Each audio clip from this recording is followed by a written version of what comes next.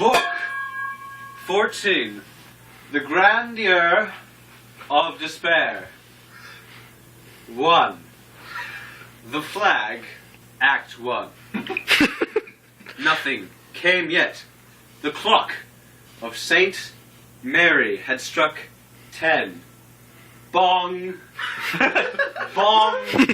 Bong! Bong! Bong! Bong! Bong! Bong! Bong! Bong!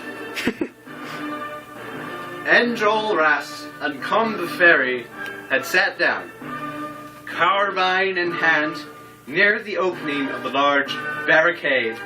They were not talking. They were listening, seeking to catch even the faintest, most distant sound of a march. Suddenly, in the midst of this dismal calm, a clear, young, cheerful voice seemed to come from the Rue Saint-Denis, rose, and began to sing distinctly to the old popular tune, Au clair de la lune. These lines ending in a sort of cry similar to the crow of a cock. Mon nes es el armes, mon ami begud, Rodi tes gendarmes, pour l'air dire unmocked, and capote, bleu la pole au checo, voici la benelou, corico. Footnote, my nose is in tears, my good friend Begud, just lend me your spears to tell them my woe. End footnote. They grasped each other by the hand. It's Gavroche, said Enjolras. He's warning us, said Combeferre. Headlong ran, startled down the street. They saw a creature nimbler than a clown climbed onto over the bus, and Gavroche bounded onto the barricade, all breathless, saying, "My musket! Here they are!" An electric thrill coursed through the whole barricade, and the movement of hands was heard, feeling for their muskets. "Do you want my carbine?" said Enjolras to the gamin. "I want the big musket," answered Gavroche. He took Javert's musket. 2 sentinels had been driven back, and had come in almost at the same time as Gavroche. They were sentry from the end of the street, and look out from La Petite Truanderie. The vidette in the little Rue des Prétures stayed at his post, which indicated that nothing was coming from the direction of the bridges and the markets. The Rue de la Chanvrerie, in which a few paving stones were dimly visible by the reflection of light thrown onto the flag, offered to the insurgents the appearance of a great black porch open into a cloud of smoke. Every man had taken up his post for combat. 43 insurgents, among them Enjolras, Combeferre, Courfeyrac, Bossitz, Joly, Bahorel, and Gavroche were on their knees in the large barricade, their heads even with the crest of the wall, the barrels of their muskets and their carbines pointed over the paving stones as through loopholes, watching silent, ready to fire. 6, commanded by Fiaili, were stationed with their muskets raised in the windows of the 2 upper stories of Corn.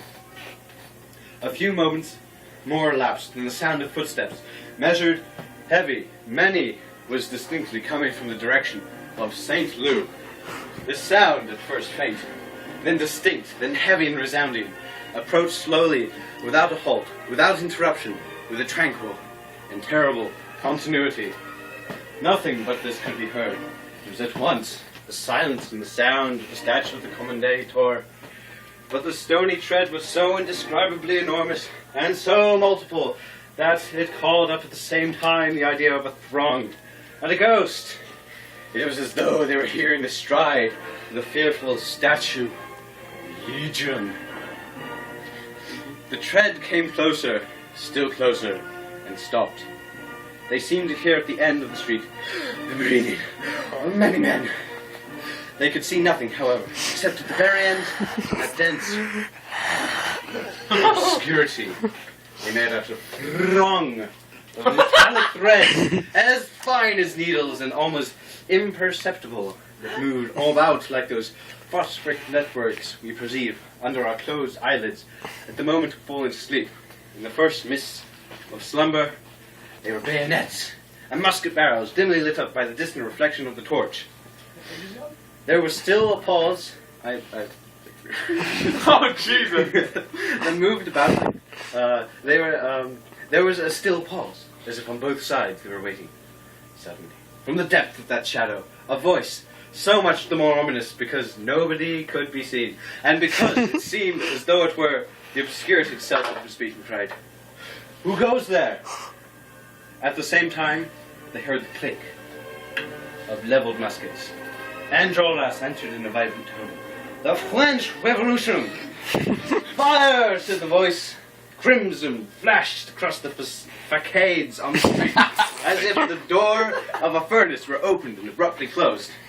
A fearful explosion burst out over the barricade. The red flag. The volley had been so heavy and so dense that it cut the staff. That is to say, the very point of the pole of the omnibus. Some bullets that had ricocheted off the cornices of the houses entered the barricade and wounded several men. This first burst created a chilling impression. The attack was harsh as to make the boldest thunder. That it was evident that they were dealing with a whole regiment at least. "Comrades," cried Courfeyrac, "don't waste the powder. Let's wait to reply till they come down the street."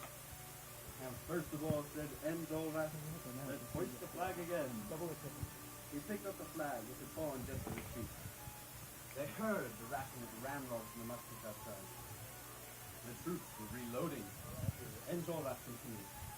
"Who is there whose courage is? Who is going to raise the flag on the barricade?" Nobody answered. To climb up onto the barricade at the moment when without a doubt his courage again was sure death. The bravest hesitated, defended himself. Enjolras himself shuddered and repeated. "Nobody volunteers?" The flag, no, Act 2. The flag, Act 2. Keep it up. Pick it up. Since they had arrived at Corinth and began building the barricade, hardly any attention had been paid to Father Mabiaf. Faster. Mabiaf, however, had not left the spot, and he had gone to the ground floor of the bistro and sat down behind the counter. There he had been, so to speak, firmly within himself. He no longer seemed to look at things Courfeyrac, and others had accosted him 3 or 4 times, 2 or 3 warnings and asked names or begging him to go away. But he did not appear to hear them. He was answering something as soon as anybody spoke to his lips came till his eyes lost something to life. Some hours before the barricade was attacked, he had assumed a pose of some lesson. His hands on his knees, and his head bent forward, as if he were looking Come on! good. Nothing had been able to draw him out of this attitude. It seemed as though minds were gone to a place for combat. There remained in the lower room only Jabbert, tied to a post, an insurgent. Drawn, watching the Come on! And you, Mabiu, at the sharp reach, son of a worker, he suddenly got to his feet and crossed the room. And at that instant, when Enjolras repeated his kill, nobody volunteers. They saw the old man appear in the doorway of the wine shop. His presence produced some commotion in the crowd. The cry arose. "It's the voter, it's the conventionist, the representative of the people." Probably she did not hear them. He walked straight to Enjolras, the insurgent still back before him with religious awe.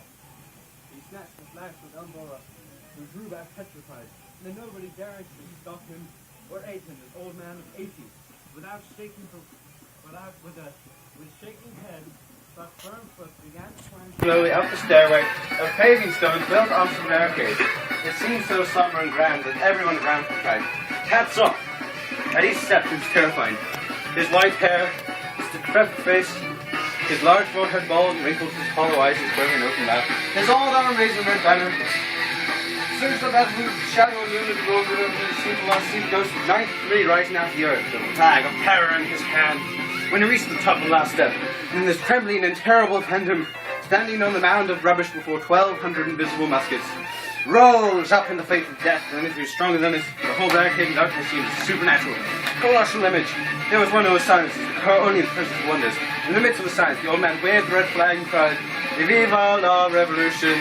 Viva la republic! Fraternity, equality, and death!" Yada yada. Whatever. From the barricade, they heard a low, rapid murmur, like the murmur of a heartbeat cracking a trail. It was probably the commissioner of police making legal come at the end of the street. And then the same reinforcement said, "Who goes there?" Disperse. M. Mabdu Khaled Haggard, his eyes illumined by the mortal fires of insanity, raised the flag above his head and replied, "Viva la Republic." Arr, said the voice. A second discharge, like this. Shower of grapeshot, beat against the barricade. The old man fell to his knees, then rose up. He let go of the flag, heavily. Let go of the flag and fell heavily backwards onto the pavement inside with his arms stretched out in a cross. Yeah. Character voices are cartoon voices, please.